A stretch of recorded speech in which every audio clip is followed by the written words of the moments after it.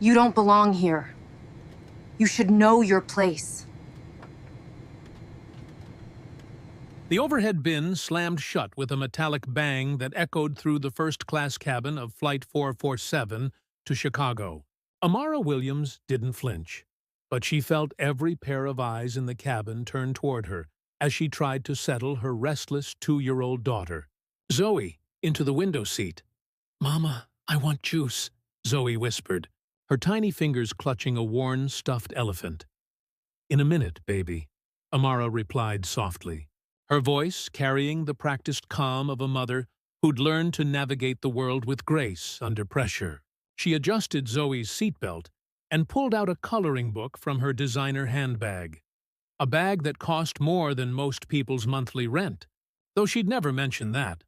The flight attendant approached their row, her blonde hair pulled back in a severe bun, her smile as artificial as the airplane lighting. Her name tag read, "Jennifer, Senior Cabin Crew." She looked at Amara with the kind of expression usually reserved for unwanted insects. "Ma'am," Jennifer said, her voice dripping with condescension, "I need to see your boarding passes again." Amara looked up, confused. "I already showed them when I boarded. I need to verify you're in the correct seats." Jennifer's eyes swept over Amara's tailored blazer, her daughter's pristine dress, and landed on their matching first-class boarding passes. "There seems to be some confusion about your seating assignment." The businessman across the aisle lowered his newspaper slightly, watching. The elderly woman behind them craned her neck. Someone in the back pulled out their phone. "There's no confusion," Amara said evenly, handing over both boarding passes. "Seats 2A and 2B." Jennifer studied the passes with exaggerated scrutiny, as if they were written in hieroglyphics. These look legitimate, but I'll need to double-check with the gate agent. Sometimes there are irregularities with how certain tickets are obtained." The word "certain" hung in the air like poison gas. Amara felt her jaw tighten, but kept her voice level. "What kind of irregularities?" "Oh, Jennifer waved her hand dismissively. "Discount websites, fraudulent purchases, people trying to upgrade themselves inappropriately." She said it loud enough for half the cabin to hear. "Mama!" Zoe tugged on Amara's sleeve, sensing the tension. "Why is the lady being mean?" Jennifer's fake smile widened. "I'm not being mean, sweetie. Sometimes grown-ups just need to make sure everyone is where they're supposed to be." The businessman across the aisle, a white man in an expensive suit, spoke up. "I didn't have to show my boarding pass twice." Jennifer's head snapped toward him. "Sir, that's different. We don't typically have issues with regular passengers." "Regular passengers?" Amara's voice remained calm, but there was steel underneath. "What exactly do you mean by that?" "I think you know what I mean." Jennifer's mask was slipping. "Look, I'm just doing my job. Sometimes people end up in seats they can't actually afford, and we have to sort it out before takeoff." The phone cameras were definitely out now. Amara could see at least 3 people recording, their devices aimed at the unfolding drama. "My tickets were purchased legitimately," Amara said, each word precise and measured. "My daughter and I have every right to be in these seats." "Well, we'll just see about that, won't we?" Jennifer turned on her heel and marched toward the front of the plane, her radio crackling to life. "Ground crew, this is Jennifer in first class. I need someone to verify boarding passes for seats 2A and 2B. We may have a situation." Amara pulled Zoe closer, feeling her daughter's small body trembling. The entire cabin was watching now, a sea of faces turned toward them like spectators at a car accident. Some looked sympathetic, others curious, a few openly hostile. "Mama, are we in trouble?" Zoe asked, her voice small. "No, baby," Amara whispered, stroking her daughter's curls. "We're not in trouble. Some people just don't understand." A woman in the row behind leaned forward. "Honey, I saw you board with everyone else. You walked right to your seats like you knew exactly where you were going." "Thank you," Amara said gratefully. But Jennifer was already returning, this time with backup. A male flight attendant who looked uncomfortable, and the captain himself, a stern-faced man with graying temples. "Ladies and gentlemen," the captain announced, his voice carrying the authority of someone used to being obeyed. "We have a small issue to resolve before takeoff. Please remain in your seats." Jennifer pointed at Amara and Zoe like they were exhibits in a trial. "Captain Morrison, these passengers claim to have first-class tickets, but I have concerns about the validity of their purchase." Captain Morrison looked at the boarding passes Jennifer thrust at him, then at Amara and her daughter. "Ma'am, I'm going to need you to come with me to sort this out." "Sort what out?" Amara's voice was still controlled, but anyone listening carefully could hear the edge creeping in. "Our tickets are valid. We've done nothing wrong." "Ma'am, please don't make this more difficult than it needs to be." The entire cabin held its breath. Phones were recording from multiple angles now. Someone had already started a live stream. Amara could see the comments flying by on a passenger's phone screen. "This is insane. She looks more put together than half the people in first class. This is discrimination." Amara looked down at her daughter, who was now clinging to her elephant and staring up with wide, frightened eyes. Then she looked back at the captain, at Jennifer's smug expression, at the sea of faces watching her every move. "Captain," she said quietly, "do I really belong here?" Captain Morrison's expression hardened at what he perceived as defiance. "Ma'am, I'm not going to ask again. Please gather your belongings and follow me." "No."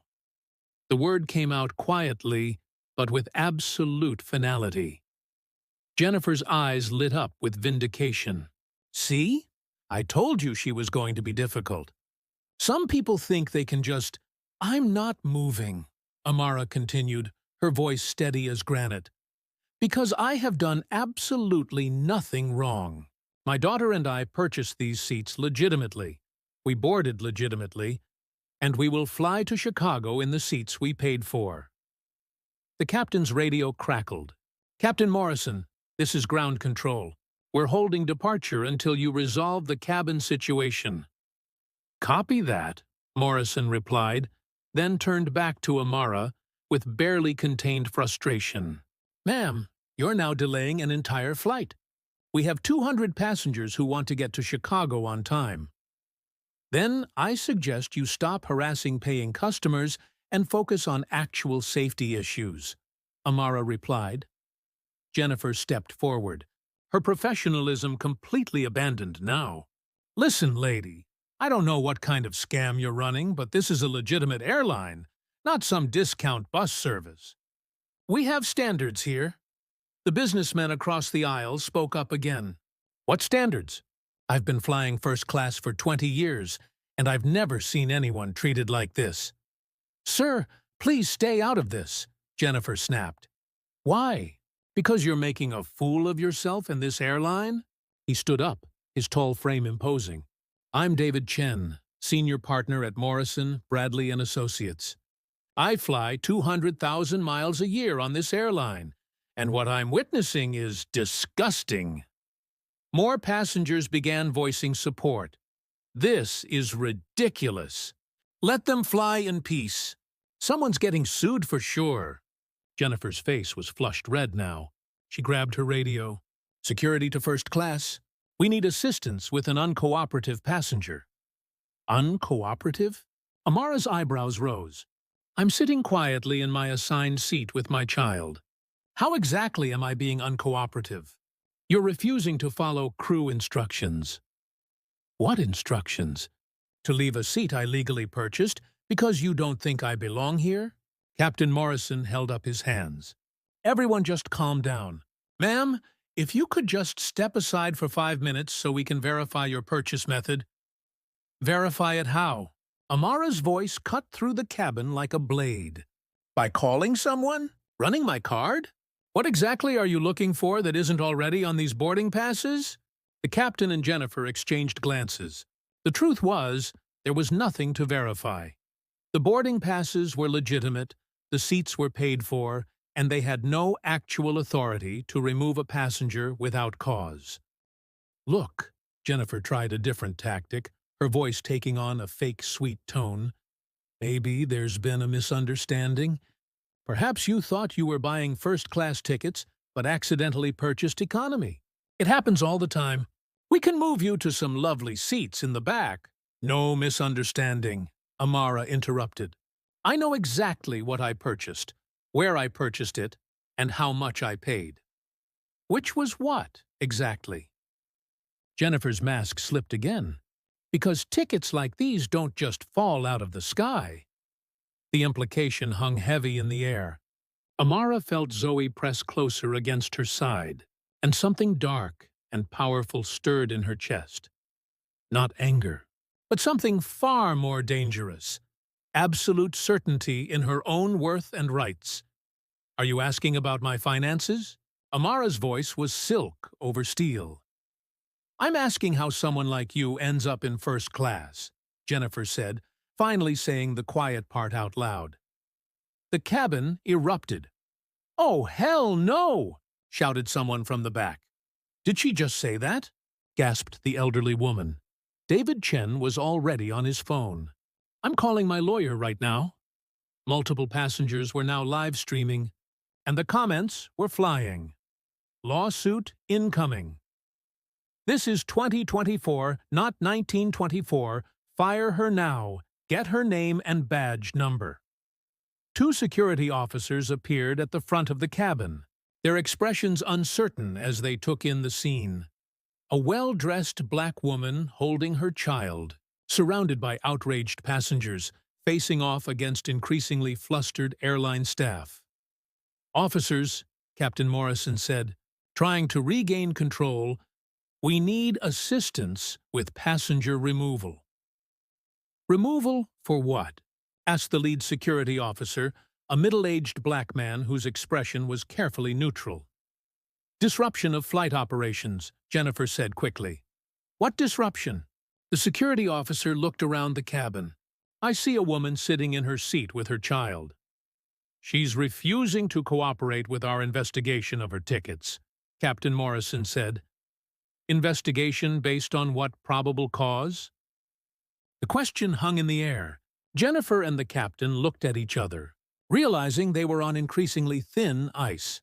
Look, the security officer continued, unless you can show me evidence of wrongdoing, I can't remove paying passengers from their seats. Thank you, Amara said quietly. But Jennifer wasn't done. Fine, if she wants to play this game, we'll play. She grabbed the intercom microphone. Ladies and gentlemen, this is Senior Flight Attendant Jennifer. Due to a passenger situation in first class, we are going to be significantly delayed. We apologize for the inconvenience. The manipulation was obvious and ugly. She was trying to turn the entire plane against Amara and her daughter, but it backfired spectacularly. That's not fair, shouted a passenger. The delay is because of your behavior, not theirs. Don't blame them for your racism. Amara stood slowly, still holding Zoe, and her presence seemed to fill the entire cabin. When she spoke, her voice carried clearly to every seat. I want everyone here to witness what's happening, she said. My 2-year-old daughter and I are being harassed, intimidated, and now blamed for delaying your flights, all because someone decided we don't look like we belong in first class. She looked directly at Jennifer, then at Captain Morrison. You have questioned my legitimacy, suggested I might be running a scam, implied I don't understand what tickets I purchased, and now you're trying to make 200 passengers angry at me for your own unprofessional behavior.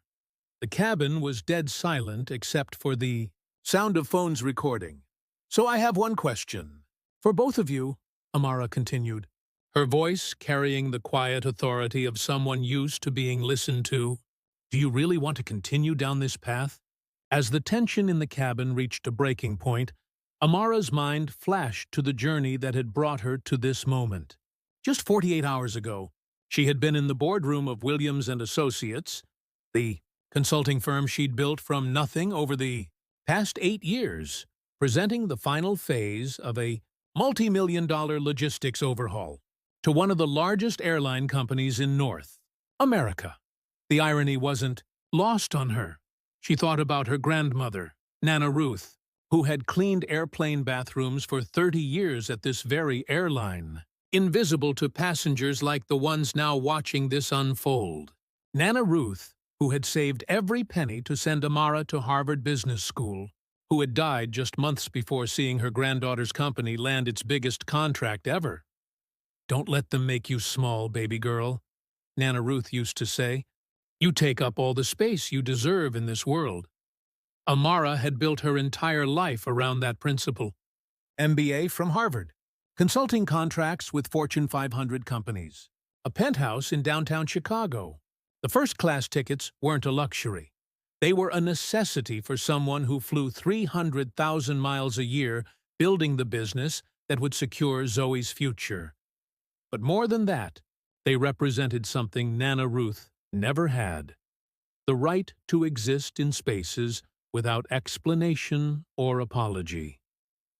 Looking down at Zoe's frightened face, Amara felt the weight of generational trauma and generational triumph colliding in real time. Her daughter would grow up in a world where she never had to wonder if she deserved to be in first class, never had to endure the subtle and not-so-subtle messaging that she didn't belong. Unless Amara let this moment pass, the stakes weren't just personal anymore. They were historical. Every passenger recording this interaction would carry this story forward. Every person watching the live streams would see what happens when discrimination meets someone who refuses to be diminished. But there was something else. Something Jennifer and Captain Morrison couldn't possibly know. The contract Amara had just finalized wasn't just with any airline company. It was with Stellar Airlines, this airline, a 5-year, $50 million logistics and efficiency consulting agreement that would revolutionize their entire operational structure. The contract that her husband, Marcus, Stellar's newly appointed Executive Vice President of Operations, had specifically requested her company to bid on. The contract that would make Williams & Associates one of the premier airline consulting firms in the country. The contract that was sitting in her briefcase in the overhead bin, signed and ready for implementation next Monday.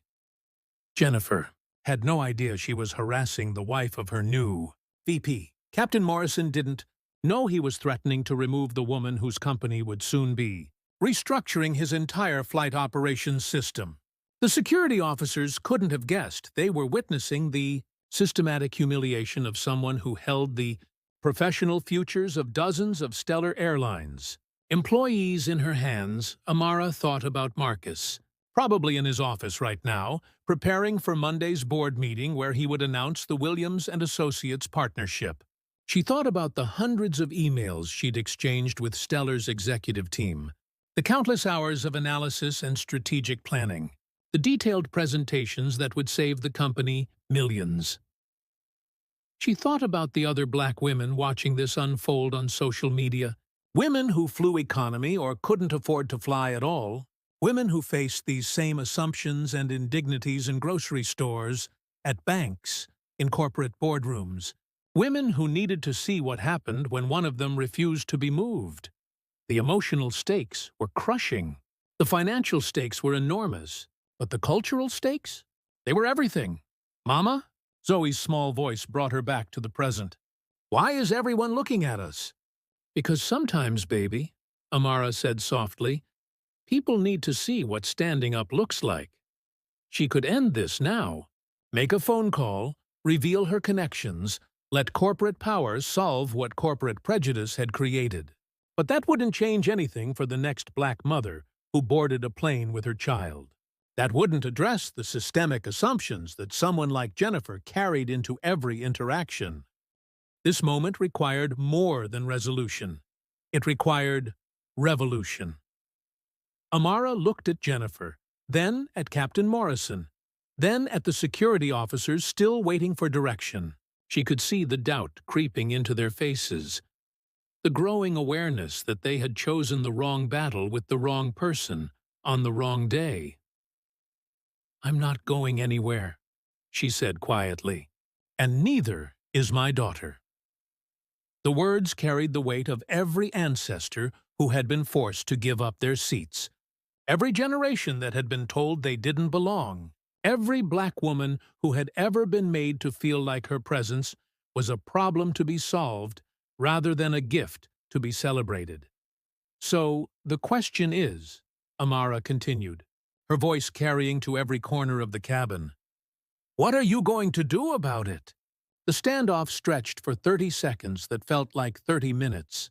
Captain Morrison's radio crackled with increasing urgency from ground control, demanding updates.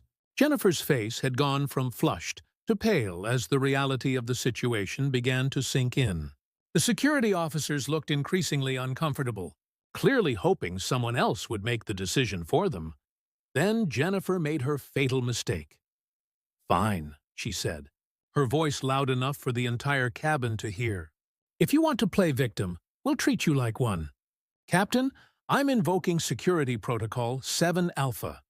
Remove these passengers for disrupting flight operations and threatening crew safety." Threatening crew safety? Amara's eyebrows rose. I'm sitting in my seat holding my 2-year-old daughter. How exactly am I threatening anyone's safety?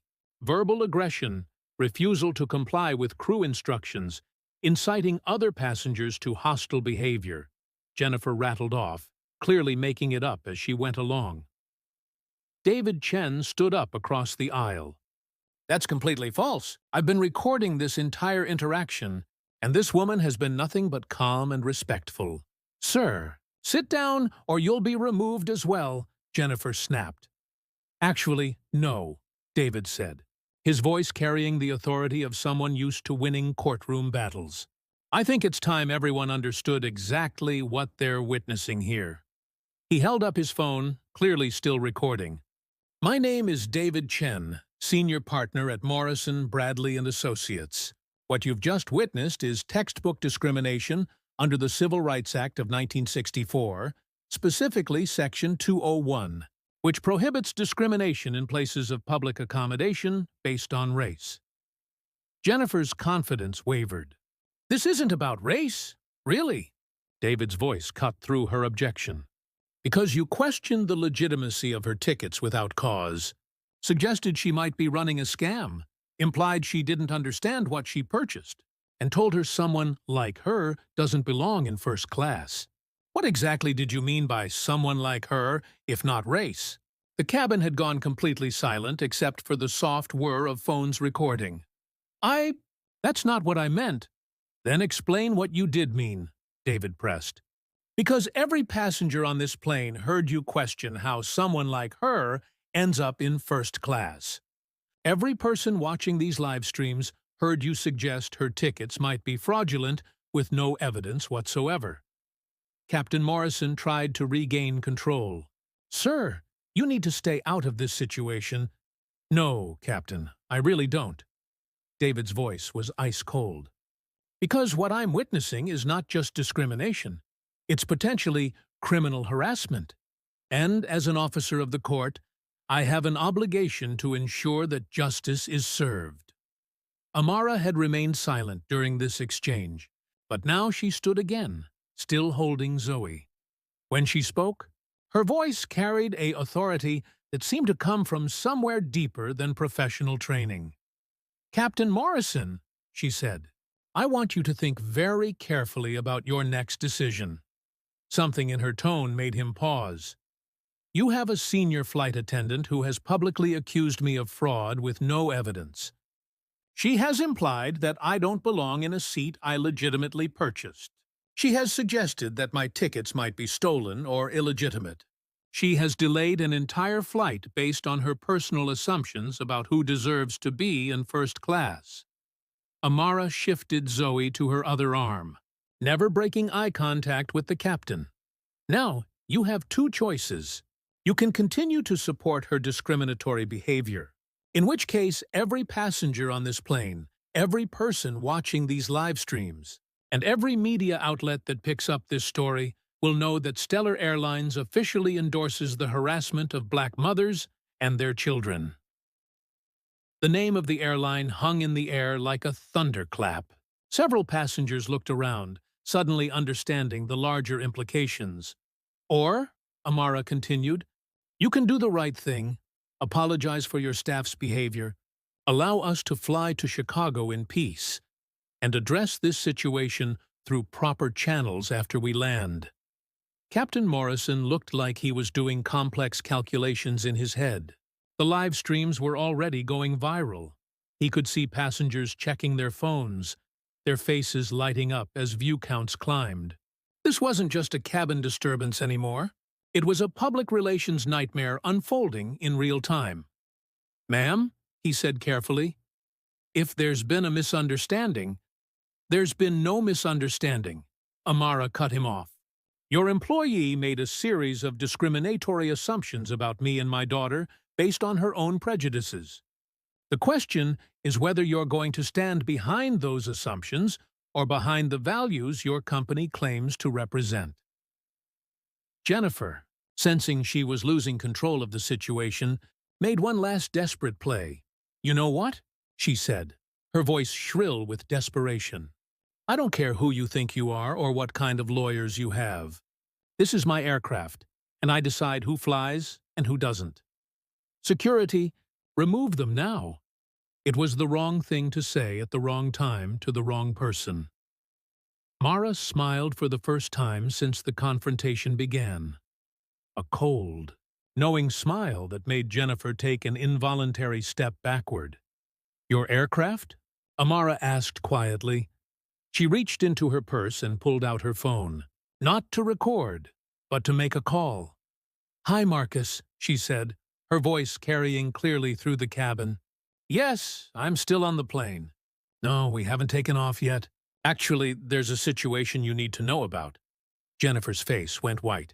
Captain Morrison looked confused but increasingly nervous. "Your senior flight attendant, Jennifer, has spent the last 20 minutes harassing me and Zoe, questioning our right to be in first class. And now she's claiming ownership of your aircraft." Amara's voice remained conversational, but there was steel underneath. She listened for a moment, then looked directly at Jennifer. "He'd like to speak with you." Jennifer's hands shook as she took the phone. Her voice came out as barely a whisper. "Hello? This is Jennifer." "Yes, sir." "No, sir, What do you mean, your wife?" "Oh, my God." "Yes, sir, I understand." "Right away, sir." She handed the phone back to Amara with trembling fingers, her face now completely drained of color. The cabin was dead silent. Everyone understood they had just witnessed a power shift of seismic proportions. Even if they didn't understand exactly what had happened, Amara took her phone back and spoke clearly enough for the entire cabin to hear. "Yes, Marcus, she understands now." "No, I don't think that's necessary. Not yet, anyway. We'll discuss it when I get home." She hung up and looked at Jennifer, who was now visibly shaking. "So," Amara said quietly, "do you still think I don't belong in first class?" The silence in the cabin was deafening. Jennifer stood frozen, her mouth opening and closing like a fish gasping for air. Captain Morrison looked between his phone, Amara, and his trembling flight attendant, clearly trying to piece together what had just happened. But the passengers had figured it out. "Oh, my God," whispered someone in the back. "Did she just call her husband who works for the airline?" "That flight attendant is so fired," another voice chimed in. David Chen was grinning now, his phone still recording. "This is better than any courtroom drama I've ever been part of." The live streams were exploding. Comments were flying faster than anyone could read. "Plot twist of the century. She's married to an executive. Jennifer is about to lose everything." This is karma in real time. A passenger in the middle of the cabin stood up. "Ma'am, I just want to say, I've been recording this whole thing and posting it to TikTok.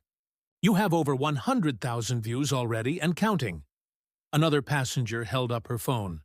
"Instagram Live has you at 50,000 viewers right now. The comments are going crazy. Twitter is blowing up," called someone else. "Stellar Airlines discrimination is already trending." Jennifer finally found her voice, though it came out as a croak. "Mrs. Mrs. Williams, I didn't know. I never meant— You didn't know what? Amara's voice was calm but deadly. You didn't know that I might actually belong in first class? You didn't know that your assumptions about who deserves respect might be wrong? Or you didn't know that your actions have consequences? Captain Morrison's radio was going insane. Captain Morrison, this is ground control. We're getting calls from local media. What's your status up there? Ground control, Morrison replied weakly. We're working through the situation. Captain, this is Operations Manager Stevens. I need you to patch me through to first class immediately. Morrison looked at Amara helplessly. She nodded and took his radio. This is Amara Williams. Mrs. Williams, this is Tom Stevens, Operations Manager. On behalf of Stellar Airlines, I want to personally apologize for what you and your daughter have experienced. Your husband has briefed me on the situation, and we are taking immediate action. The entire cabin could hear both sides of the conversation through the radio system. What kind of immediate action? Amara asked. Jennifer Martinez is suspended effective immediately pending a full investigation. Captain Morrison will be written up for failure to properly handle discriminatory behavior by his crew. And we're prepared to offer you and your daughter full compensation for this experience, including first-class flights for life. Jennifer's face went ashen. Suspended? But I was just doing my job. Your job, came another voice over the radio, deeper, more authoritative, was to ensure the safety and comfort of all passengers. This is Marcus Williams, VP of Operations. The cabin erupted in whispers and gasps. Even through the radio static, Marcus's voice carried absolute authority. Jennifer Martinez. In my 15 years with this company, I have never seen such a disgraceful display of prejudice and discrimination. You questioned my wife's legitimacy as a passenger, suggested she might be running a scam, implied she didn't understand what tickets she purchased, and told her that someone like her doesn't belong in first class. Jennifer was crying now, mascara running down her cheeks. But, sir, I didn't know she was your wife. That's the point. Marcus's voice boomed through the radio. You should treat every passenger with respect, regardless of who they're married to, what they look like, or what assumptions you make about their background. David Chen spoke up. Mr. Williams, this is David Chen, attorney. I want you to know that your wife has conducted herself with extraordinary grace throughout this ordeal. She never once used her connection to you to try to end this situation. She stood on principle alone. Thank you, Mr. Chen. That sounds exactly like my wife. A passenger in the back shouted, Mr. Williams, your wife is a queen. She handled this better than anybody could have. The entire cabin burst into applause. Amara felt Zoe clapping her tiny hands too, finally understanding that the scary situation was turning into something positive. Mama, are you famous? Zoe whispered. No, baby, Amara whispered back. I'm just someone who refuses to be treated badly. Marcus's voice came through the radio again. Jennifer, Captain Morrison, both of you will report to my office first thing Monday morning. Jennifer, bring your union representative. Captain, bring your incident report. Yes, sir, Morrison replied weakly. Jennifer could barely speak. Mr. Williams, please, I have 3 kids. I need this job. You should have thought about that before you decided to harass my family, Marcus replied coldly. Actions have consequences. The live stream comments were absolutely wild now. She's begging now, Lamau. Too late, Jennifer. Consequences came for Karen. Mr. Williams said what he said. Flight attendant from economy class appeared, looking mortified. Mrs. Williams, I'm Sarah, the lead attendant. I want to personally apologize and ensure you and your daughter have everything you need for the rest of the flight. Thank you, Sarah, Amara said graciously. Can I get Zoe anything special? Juice? Snacks? Maybe some coloring books from our kids' activity pack? That would be wonderful, Amara smiled, the first genuine smile she'd shown since boarding. As Sarah hurried away, Jennifer made one last desperate attempt. Mrs. Williams, please. I'm sorry. I really am. I didn't mean for it to come across that way. I was having a bad day, and Amara looked at her for a long moment. When she spoke, her voice was quiet but firm. Jennifer, a bad day doesn't make you question someone's right to exist in a space. A bad day doesn't make you assume the worst about people based on how they look. A bad day doesn't make you try to humiliate a mother in front of her child. Jennifer's crying intensified. You didn't just have a bad day, Amara continued. You revealed who you really are when you think no one important is watching. The only reason you're sorry now is because you found out I'm connected to someone with power.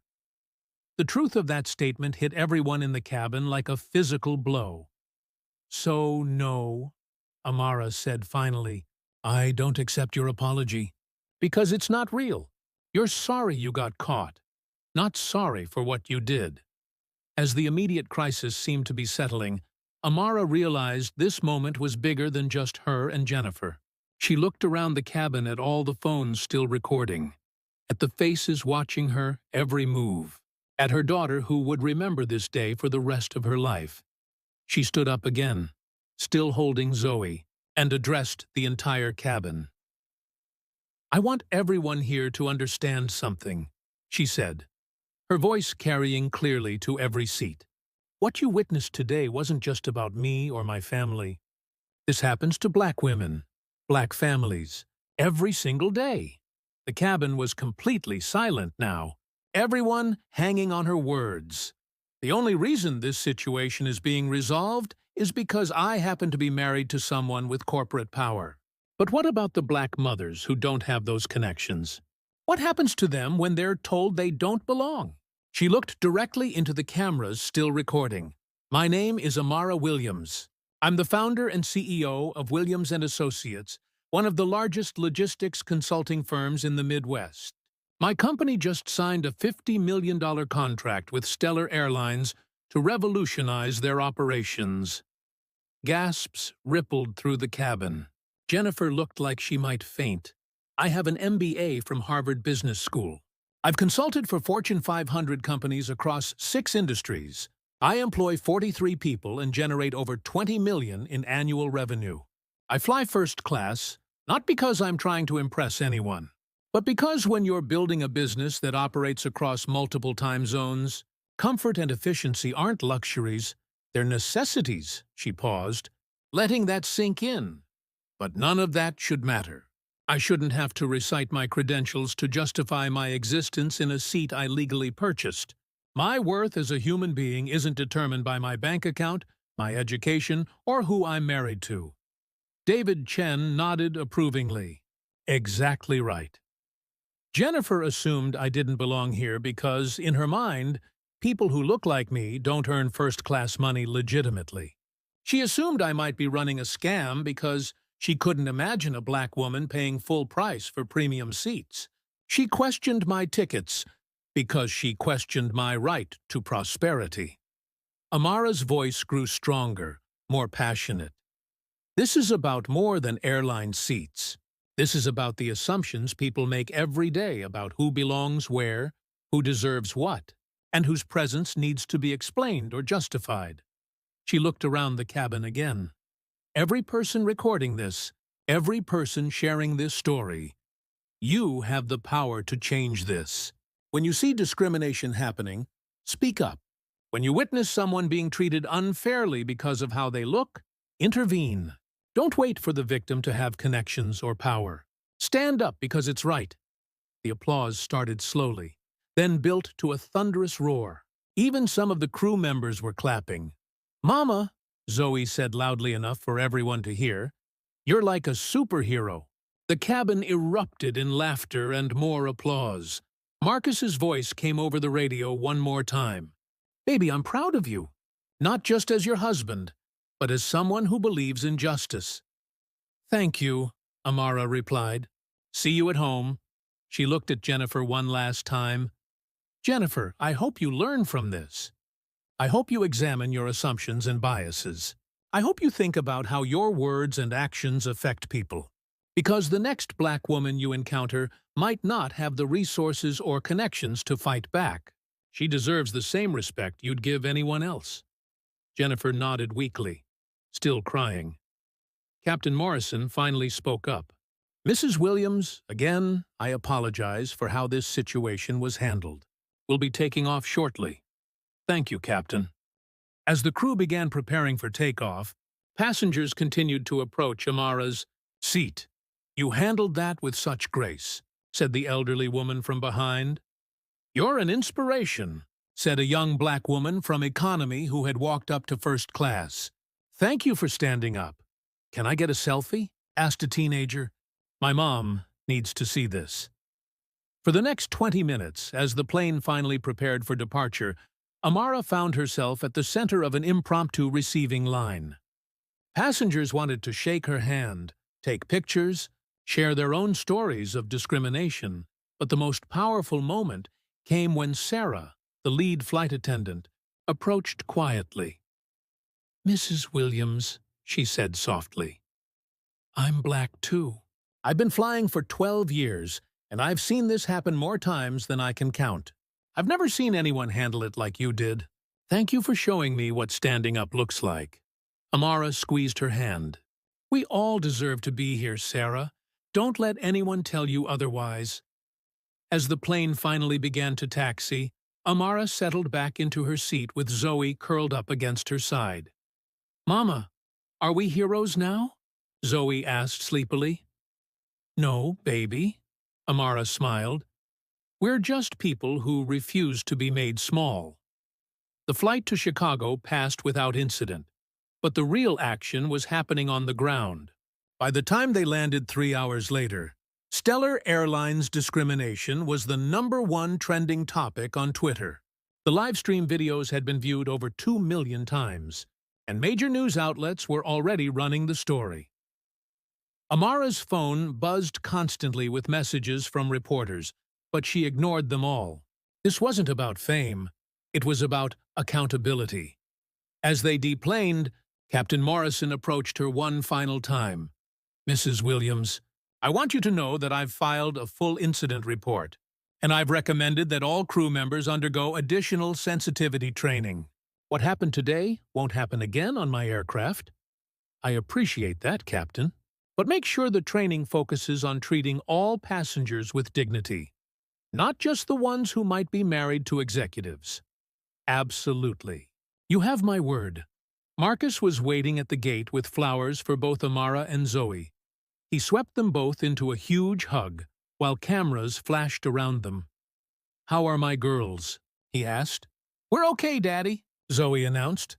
Mama was so brave. She made the mean lady apologize.